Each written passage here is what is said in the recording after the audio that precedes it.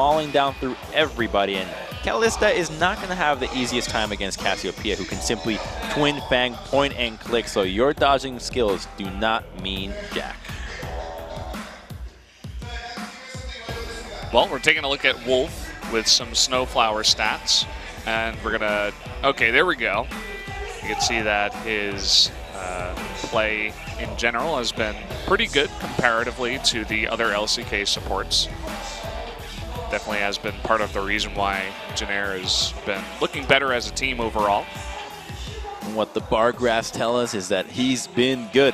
So, Snowflower, so solid, and Braum is the up-and-coming support right now. I think Tom Kench has already established himself as a beastly support. There really isn't a meta where it's Kench is in or Kench is out, no in-between. He's definitely in right now, and Braum is making a case for it the exact same with the rise of these auto-attacking AD carries as opposed to what we saw before between Jhin and Varus that take a little bit longer to proc those concussive blows. Braum is great synergy with Kalista, Xayah, and Twitch, and many more. Yeah, so Jinair, I feel like, as you were saying, they do have a great comp here. They were playing decently from behind against SKT. I think on blue side with their composition, this is as good as a chance as they have going up against as strong a team as SKT. So you guys can take one last look at the compositions of both the teams right here. Look at how jacked Braum is, Santa Braum. What a beast. Can lift the reindeer with one arm. We'll see if Snowflower can lift his team by the arms here going into game number 2.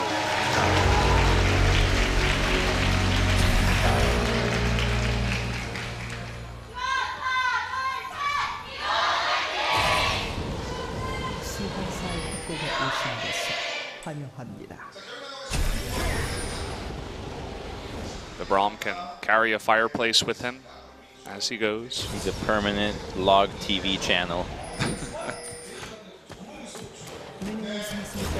It's portable as well. A portable fireplace? Yeah, plane. So not going to go for the Rift Herald. They're looking for a dive in the top lane. Here's the heroic entrance, the slow onto Intara, but there's the Cataclysm. Knock up onto Intara and the flag and drag, but still not enough to save his life. Umti on the Rex side will pick up first blood, but here comes Bank in from the sidelines, able to pick up the remaining kill as Guzan was just zoned out by the turret. Good read there from Janair, seeing that Jarvan was an opportunity into the top side. However, Untara played it to the best of his ability.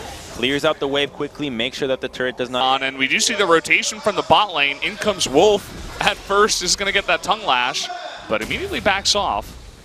Not confident to go on in yet. Faker just trading a bit of damage with Umti. Okay, here's the solo from Faker. And meanwhile, Abyssal Voyage coming on in from Wolf. He's got Blank with him. Umti is easily going to be taking out the arrow. Not even needed, but it actually hits Ixu in the top lane. Unbelievable. Wolf will get the Devour, and this is one dead Yordle. The kick in from Lee Sin. They're going to give that kill over to Intara and should be able to start. Are you serious with that arrow? That was a 2-for-1. It would have hit both Umti and ends up lining it up perfectly on Ixu. I don't think I've seen an arrow that next level in a long time. The 400 IQ arrow out of Bang. So great bait there. Gets a Abyssal Voyage. But here's the arrow. Oh, right back into it. All you have to do is not stutter step back. It's like, I gotta give it to him. It was just so cool. I had to let him have it. We were gonna lose anyway. I'll play that Janair can do to win this. Okay, so Wolf and Bang did commit to taking out this turret. It looks like Wolf will be the only one that trades his life for it, but they do get a teleport out of Untara, it looks like, at the same time. Good move there from Jinair as we were looking into the blue buff. They go for a 5-man onto the dual lane, and that's what they have to look for. They're going to need a lot of patience if they want the dual lane getting caught again. Okay, Wolf here with the cleanup, trying to save Ashe. Will pop him over the wall. They're trying to turn onto Teddy. He does QSS out of the arrow, and now Wolf will be caught. That's a double kill going over to Ixu. Beautiful stuff from Jinair. That's exactly what I talked about 2 minutes ago. The dual lane has no summoners. It worked, outnumber them heavily.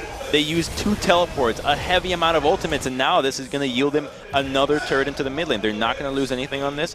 The top lane turret is still too healthy, and Jarvan is not in a position with the wave crashing the turret. So great moves there from Generic, and all they have to do is look for this a couple more times. It'll eventually get them a Baron, and they've got themselves a solid game. Yeah, at least they do have a game plan in this one. We kind of saw them flailing around in game 1. And that's what I love about League of Legends. When you see the overall game plan that teams are going for, when you execute it, when you know what the next big play is going to be, and this is it. Trying to clear the tunnel, gets baited out right away, but the ward behind them was already the trap. Any overstepping would have resulted in this exact same play, and they go for it, but there is no chance of a rebuttal heal. Cassiopeia is nowhere to be seen. Jarvan did not have a teleport, so full advantage of what they had at their disposal, and they end up cleaning house, and now Kalista finally has the Blade of the Ruined King. And have a start here onto the Baron. Yes, it does. Looks like it's getting pretty low. Faker and Wolf trying to zone out the members. They do go off of the Baron, looking for a kill here onto Kuzan, trying to flash away. They do get that arrow on top of him. The Braum ult there helping out a lot, but not enough. They're going to throw in the Braum now. Teddy trying to jump away. Untara coming from behind, and that is going to be a dead Kalista. Bang trying to get on top of Snowflower, and all alone. Faker on the chase. Abyssal Voyage will do it. And now they're just chasing through the jungle instead of starting this Baron, trying to get as many kills as possible. And there you go, 4 members of Jin Air do get taken out. Tara just razzle-dazzles Jin Air to go to the bottom side to try to collapse on them, but it just backfires so much. The equalizer gets Tara low enough, and that flash was suspicious, to say the least, from Teddy to try to commit for that kill. And SKT, they had previous control all around the Baron side, so all they have to do is force a Baron. Galio overextends it. We'll take another look here. This is Galio trying to stop the Baron with Rek'Sai as well, but it's already too late. It's a 1v4 here. Kalista is nowhere to be found. The teleports are coming in, but there's a fight going on as well in the top tier too. Yeah, Untara going deep with that Cataclysm. Does take him out. Oh, landing that Q there is blank. Teddy extremely low QSS. Not going to help him out there. Not in time. Kuzan desperately trying to take out Jarvan. Will not happen. And look at that wave. That is massive at this point. And SKT just outplayed Jin Air, and so did they. They outplayed themselves, getting too carried away with trying to stop that Baron, and now without any carries left alive. It's going to be a sub 30-minute victory. Looks like it's going to take out both these Nexus turrets, and that is going to be game number 2. Another 2-0 to our resident god team, SKT. Looking for some better KDA, but that's going to end it. The 2-0 victory over Jin Air.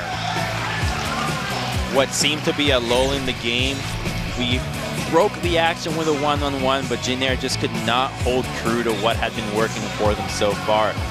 Outnumber the dual lane. Focus around your strength, the Kalista. Instead, they got carried away from the 1v1. Everybody collapsed, and the immediate team just got disjointed. The signs of an old team where you need focus on